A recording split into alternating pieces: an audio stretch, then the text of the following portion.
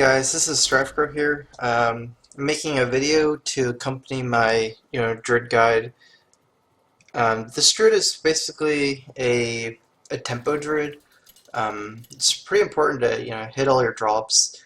Kind of try to make the strongest move for as many turns as you can, and then try to use cards like Ancient of Lore to keep, refueling your hand.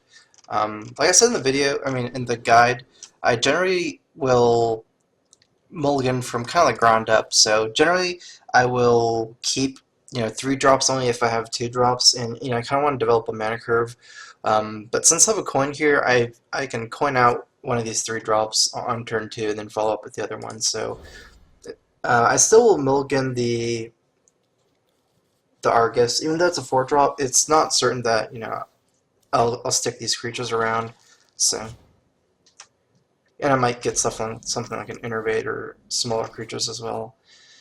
So yeah, now I do have a 2 and a 3 drop, but it's really important to say spend all your mana efficiently every turn. If I do coin out this Echoing Ooze, I might not have something good to do with my hero power. And in this deck, I do play Echoing Ooze and Shade and Extremis. It's just kind of vanilla creatures, so really strong for that purpose. So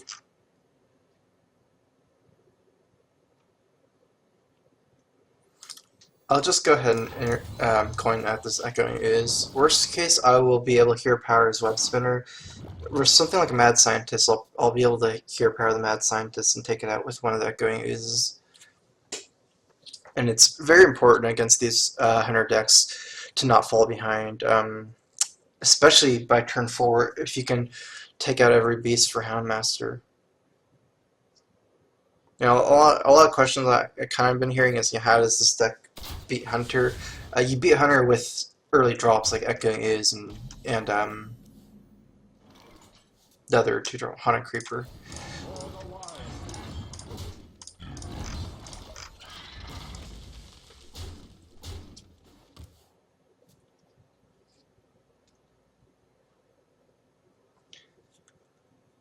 Since some of your early creatures are very sticky, it's generally okay to use Savage Roar fairly early. Like, you don't always have to save it for turn 9 with the Force of Nature combo. If you Savage Roar 3 creatures, that's 8 damage, and that's the amount of damage you're getting with the Force combo anyways.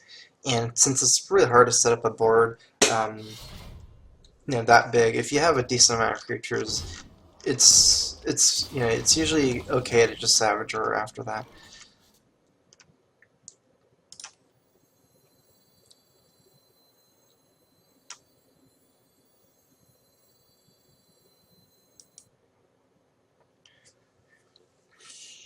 So, here is, you want to drop one of your 3 drops. I guess the differences here are kind of, how the board state is. Shader and Extremis a lot of times is very good as the only creature, because if it's the only creature and it's in stealth, they can't really kill it. But if you're dropping it right now and then there's another creature, maybe they can just use the bow to kill this creature. At this point, it doesn't really make that much of a difference, because Echoing is against the Hunter. It's not easy for him to remove anyways. And, I'm kind of okay if he destroys his bow and this Harvest Golem.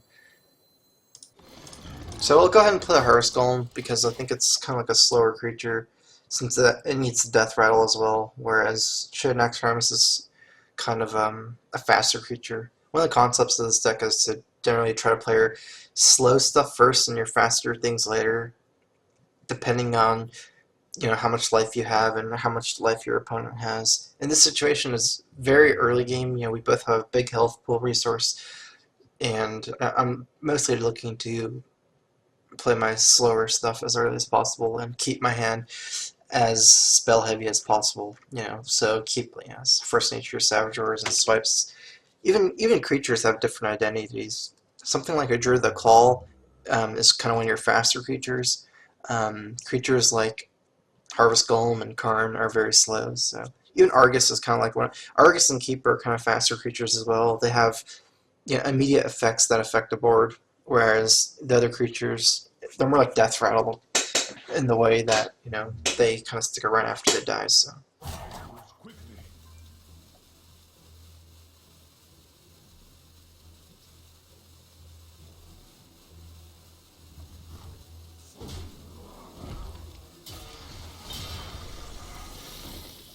I'm assuming that's from the web spinner.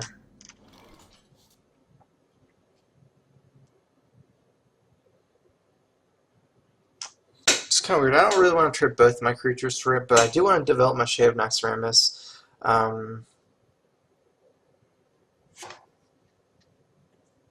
You know, just because this one you're slower creatures, so it's that's like the same concept. Like if I had 5 mana, it'd be way easier, but I don't want to. I don't want to develop my Shade of Naxxramas at the cost of losing both of my creatures. So, like generally you want to keep your Wrath till later on. Play your creatures earlier.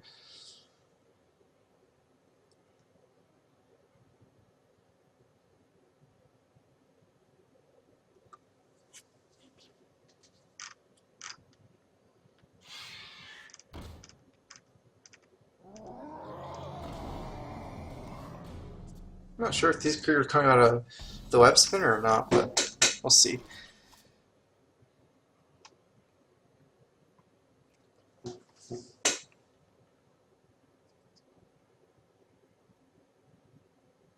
I have an Argus Banana move,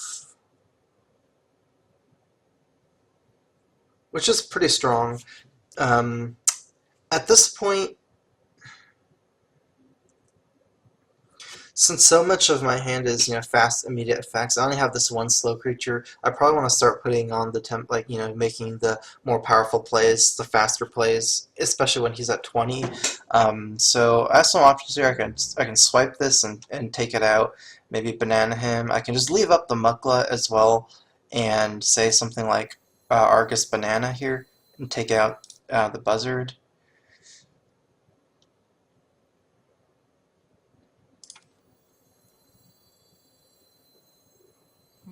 Let's go ahead and do that.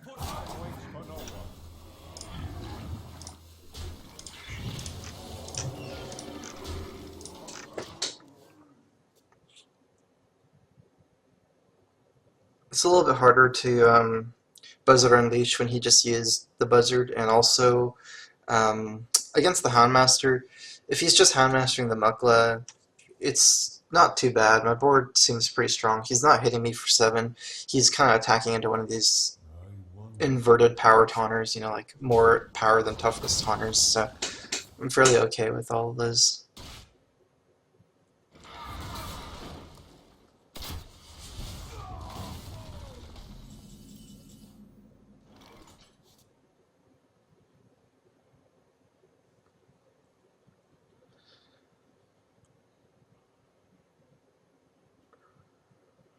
So, I mean, I do want to play my slower creatures first instead of a spell, but all of them seem kind of bad, and I can't use my mana efficiently. So I guess the two things that I'm considering is Shade and Banana hero power or Swipe hero power. I think Swipe is still better. I mean, if I just Shade and Banana, it'll be 4/4 next turn, but I'm leaving up the 5/3, which is gonna trade for the 4/4 anyways.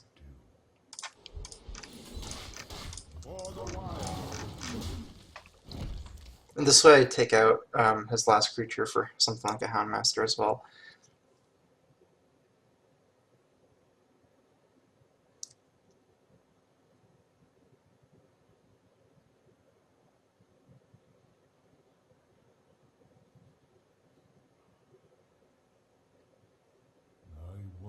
I did bring him down to 14 life, so and I have the combo, so.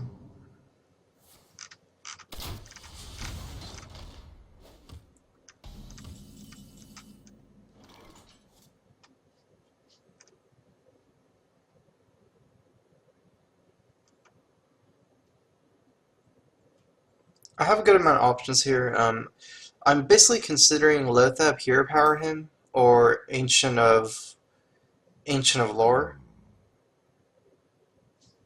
Um, I'm just gonna go ahead and Ancient of Lore because at turn 8 I can play both of these, so it kind of works on my mana better.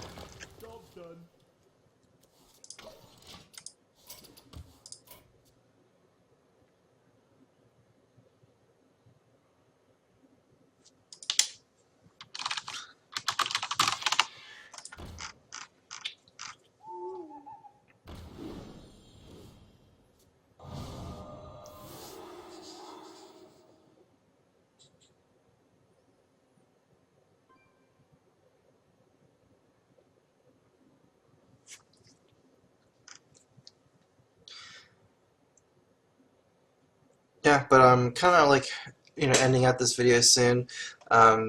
Basically, like something like this Druid, it might kind of seem even kind of boring or standard, but there's like something like just a lot of creatures and spells. Like it's a very honest class, and I like it a lot because it kind of gives you a really cool chance at fighting everything, and it's just like the creature interactions and spell interactions are pretty deep in the deck. So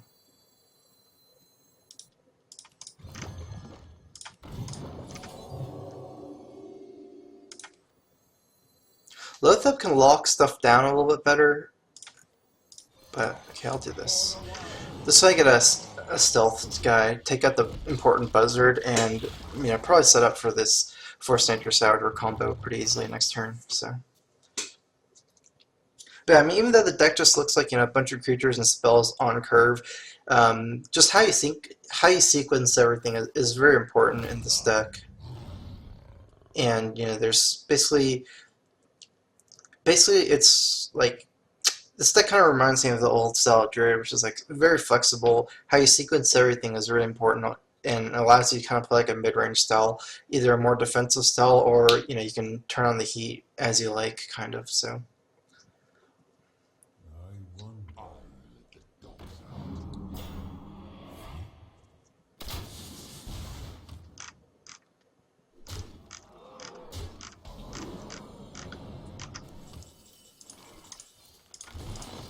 And I mean, that's it. But usually the game doesn't usually end up with you having so many cards. I kind of I don't know, I kind of had a lot of Ancient Lores and a bigger mana curve.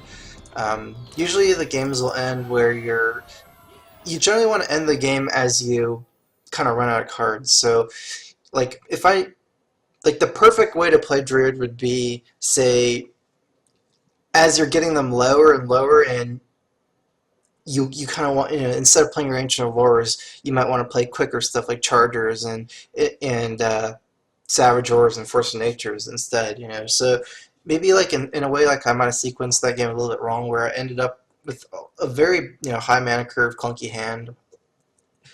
Like I just had too many things, but basically you kind of want to end the game with as close to zero cards as you can in your hand, kind of, and basically how this kind of tempo Druid works is hit early drops on mana curve, sequence out your slower creatures and your faster creatures and your spells in the correct order, and really make an effort on knowing when to really just go for the final push of damage. So that's my mid-range tempo Druid guide, and I will talk to you guys later.